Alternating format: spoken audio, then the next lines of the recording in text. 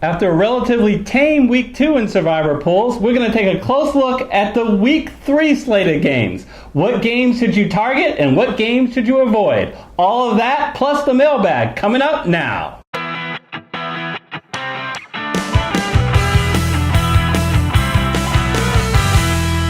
Hello everyone, I'm Eric Lee. And I'm Gary Kurtzman, and we are the Fantasy Football Consultants. Week 2 is in the books.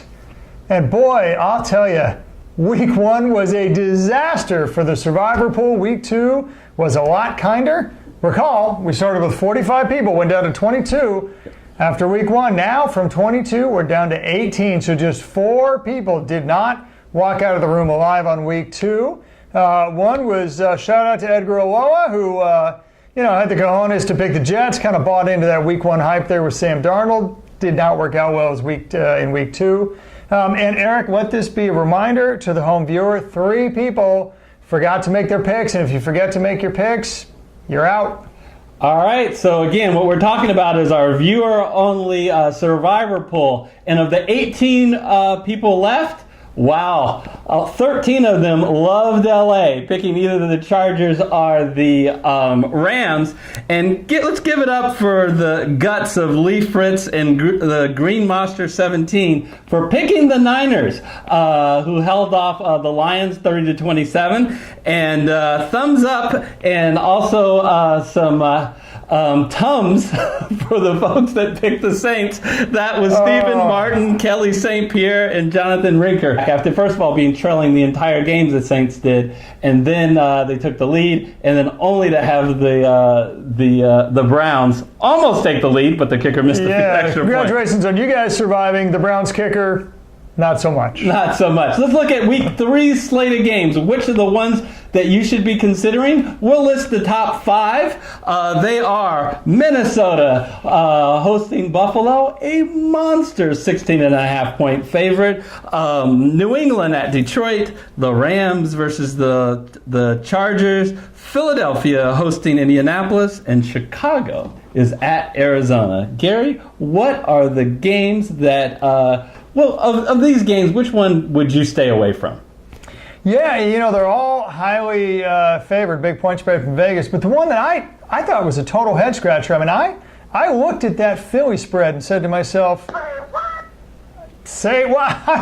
It's a head scratcher to me, folks. Now, Philly's at home, I get that. And if you would have told me before the season started, okay, what should be the likely spread of a Philly at home versus Indy? I probably would have said about 7.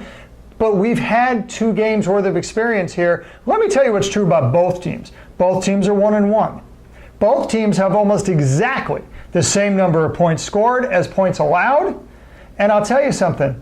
Both teams are, in some strange way, I think what it is almost like a reversion to the mean. For Philly, their offense has been pretty decent, but their defense has been strangely suspect over the last 2 games. And here's what gets me.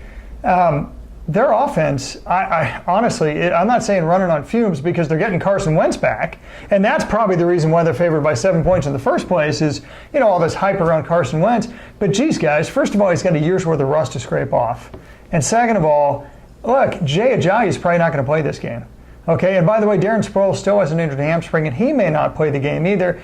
Not only do you have a quarterback who hasn't played in almost a year, but now you're down to Corey Clement, Wendell Smallwood. Not to mention the fact that Mike Wallace is probably going to go on IR. By the time you see this video, he probably will have gone on IR. Alshon Jeffrey's not going to play this week either. It's just, the issues are mounting up so much with Philly. Given the last 2 games, given all the injuries, Eric, I can't do it. I can't pick them. Yeah, I agree with you. And the other team that I would stay away from is New England. I've been preaching patience with New England.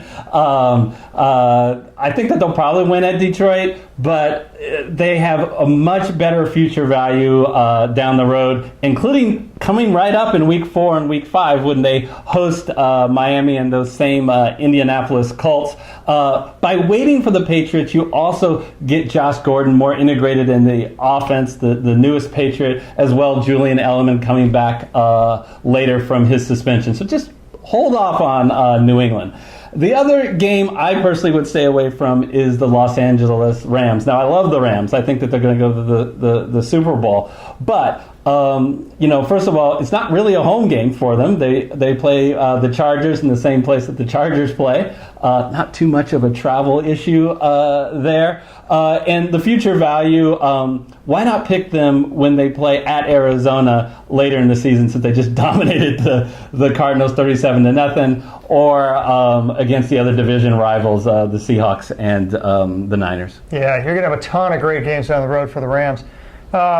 So now let's get down to the two teams that we are endorsing, or two games we are endorsing. Boy, how can you ignore 16.5 points with Minnesota versus Buffalo? I told you last week, anti-Buffalo strategy is alive and well. Guys, you were right. they're the worst team in football. Yeah, you can make an argument for Arizona, but honestly, Buffalo is the worst team in football. They are the worst team in football. There's no other argument. Yeah, I mean, look, the rookie quarterback over there from UCLA, he's going to get better, right? But Josh Allen's from Wyoming. He's going to get better. But the reality is this: look, rookie quarterback, bottom 5 defense so far, bottom 5 offense so far. Minnesota, top 5 defense, top 5 offense. I can go into particulars all day long in this game, but I don't think we need to overanalyze it. Take Minnesota; it's going to be a rout, folks. Yeah. So. I think the surest thing on the board, as the point spread would indicate, is Minnesota. But I want to make a personal plea to you guys out there, especially the people who are playing in the big survivor pools. I want you to remember why you're playing in the first place. You play to win the game.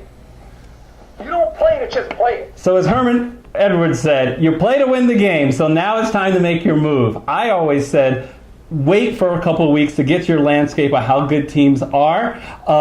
We now got 2 weeks of evidence, and now I'm confident of 2 things. One, the Bears are a pretty good team, and Arizona is a horrible team. So my pick actually is the Chicago Bears. So I do think Buffalo is the worst team in the NFL, but the Arizona Cardinals are a very close second. So we all know that they lost to a very good Ram team, 37-0. But that doesn't tell the domination of the Rams and how awful Arizona was.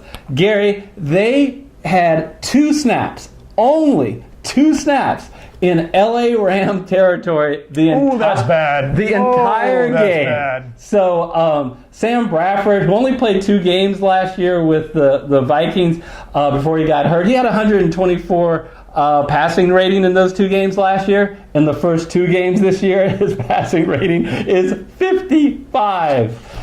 So they haven't been able to use David Johnson properly, the new coaching staff. And on the other hand, the Bears have shown that they are a pretty good team. Why? They beat it up on a rather weak Seahawks team, but they did that, and that defense behind Khalid Mack is ferocious, Gary.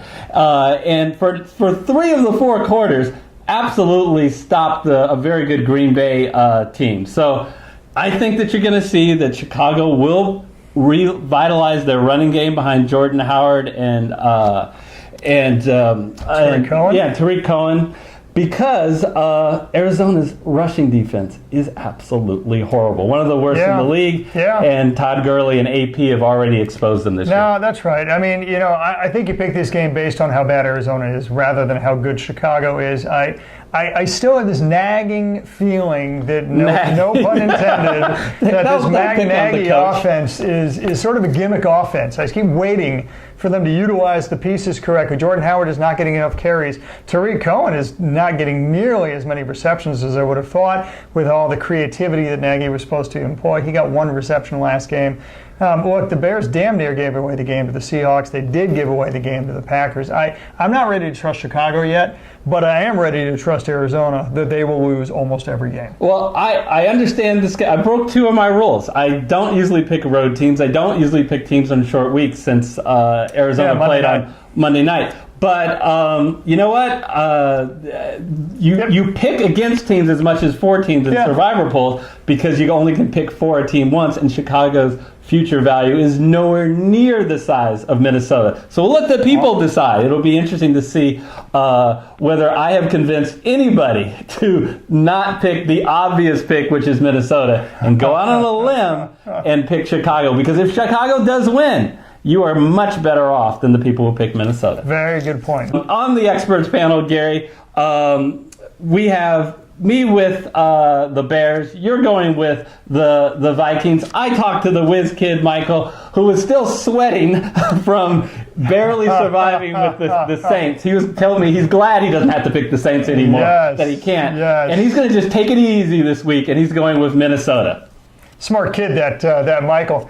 Well, I had a chance to visit with the 4 million YouTube viewer dog, Coco, and I'll tell you, Eric, that dog's doing a lot of celebrating. So what's Coco going to do this week? Let's check in with Coco.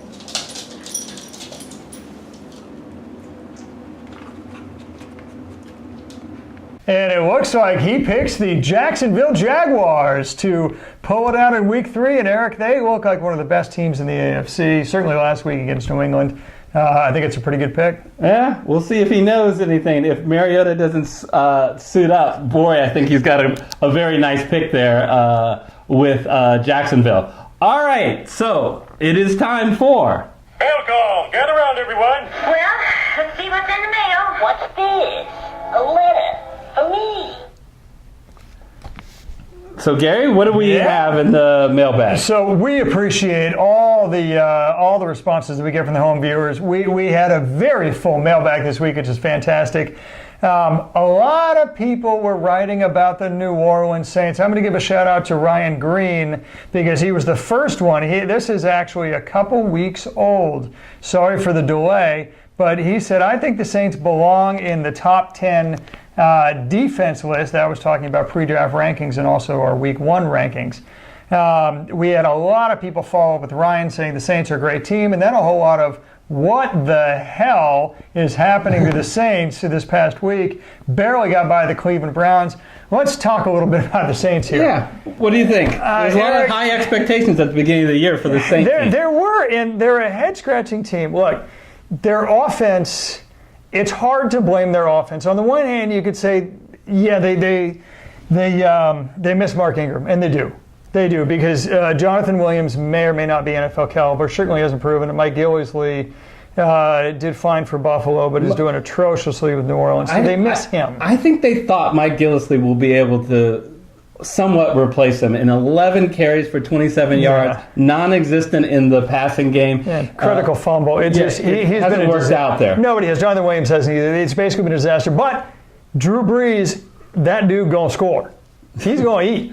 And he's gotten over Michael 30 points Thomas is going to get open. Yeah, I mean, look, their offense is scoring over 30 points per game. Here's their defense. Now, remember one thing, though. Their defense, out of the last 6 years, they've been good for exactly one last year. And they seem to be reverting to form. Look, they've allowed the 3rd most points.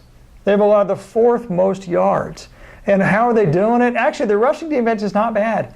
They give up 100 rushing yards per game. That's actually NFL average or slightly better. Boy, their pass defense, they've got 3 sacks in 2 games. They're the bottom 2 in the NFL in quarterback pressures. They give up 325 yards per game just in the pass. That is worse than over half of the total NFL defenses. It's god-awful down there in New Orleans in defense right now. Yeah, and I think the big question is what would have been obvious at the beginning of the year that they would definitely make the playoffs now? Playoffs? Don't talk about playoffs. You kidding me? Playoffs? Yeah. And the reason I say that is that AFC South is so strong. Now that we see the Bucs are for real. They beat the world champ Eagles and the Panthers and Falcons. So time will tell. So that'll wrap up this particular show.